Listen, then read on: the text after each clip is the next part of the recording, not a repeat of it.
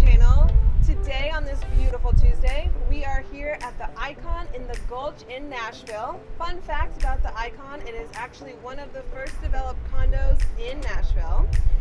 Which is perfect for today's video because we are talking about all the things to be aware about when buying a condo.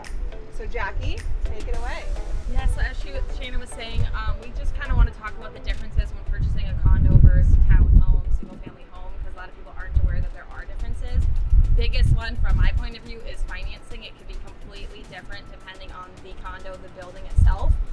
So I want to highlight warrantable condos versus non-warrantable condos. A warrantable condo means that the condo that you're purchasing fits into standard conventional guidelines.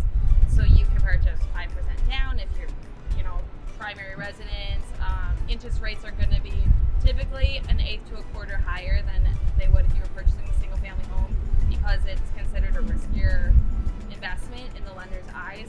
But then you have non-warrantable condos which do not fit inside the conventional guidelines with that conventional box, and for that you're typically looking at a portfolio loan or a bank loan, and those can be completely different terms. You may require higher down payments, higher credit scores, and higher interest rates. So things to keep in mind. You want to know when you're purchasing if you're getting into a condo that fits into the conventional guidelines or not.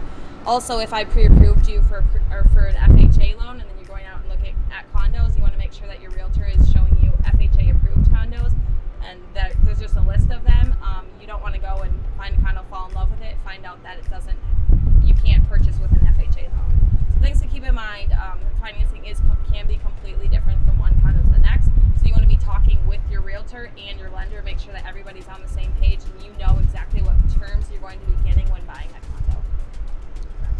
There's also some issues that can arise whenever you have a condo that can, again, affect getting your loan or just your monthly HOA fees. So there's a condo in Nashville that recently had some of the units get flooded. So it wasn't a ton of units that were flooded. It was one unit that flooded and had a pipe burst and flowed into the other unit, and those other owners are having to pay those fees. They had stuff that was ruined. They were having to go get a hotel and move out in order to get the renovations.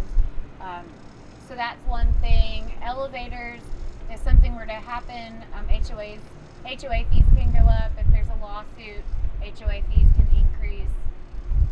Yeah. There are some pros. One pro would be obviously you don't have to worry too much about the maintenance. You don't have to worry about going outside and mowing your lawn. For the most part, they're going to take care of those general maintenance outside of the house and common areas and things like that. You pretty much only have to really worry about your four walls inside the condo itself. Okay. And then, so I want to talk about this topic. I have friends who are up in Chicago right now, and they were really interested in a condo, and they were thinking about putting an offer in on it. And then they found out that the roof of the condo needed to be completely replaced, and there was going to be a special assessment. And so everyone in that building was going to have to come to the table with thousands of dollars to replace this roof. So this is the kind of stuff you want to be asking. Are there going to be any assessments coming up in the next couple of years? What's the budget look like? What's the HOA budget? What do their reserves look like? You want to make sure that HOA management company is financially sound, because you are liable for everybody else in that condo development. Yeah. If there's any pending lawsuits or current lawsuits,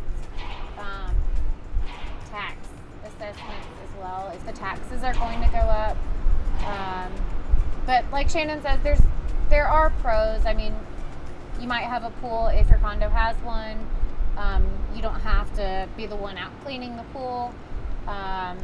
You might be closer downtown, or closer walkability might be a lot better than if you were just in a single family home. It just really depends what part of town you're living in. You're typically going to have a lot more, why can't I think of the word? Facilities? Yeah. Not facilities, though. Yeah. Facilities. Amenities. Yeah. Amenities. You're going to have a lot more amenities when you're purchasing a condo than you are a single family home. Like the pool, fitness center, business center, theater room, all that kind of stuff that you're probably not going to have if you're purchasing a single family home.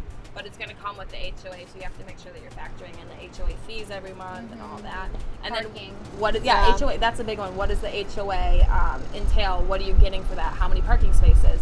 So you have a friend right now who just left. Yeah. He decided not to get a condo at one of the newer condominiums downtown in the 505, which has the most amenities in town. There's tennis courts,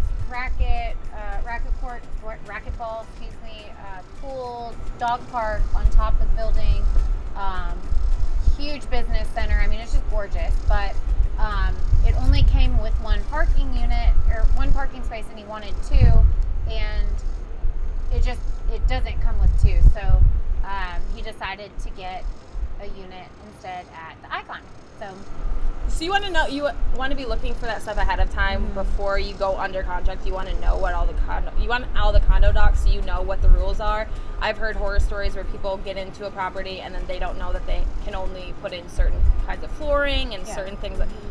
You want to make sure that you're following all the rules and you know what all the rules are, because you are impacted, like I said, by everybody else in that same HOA. Perfect.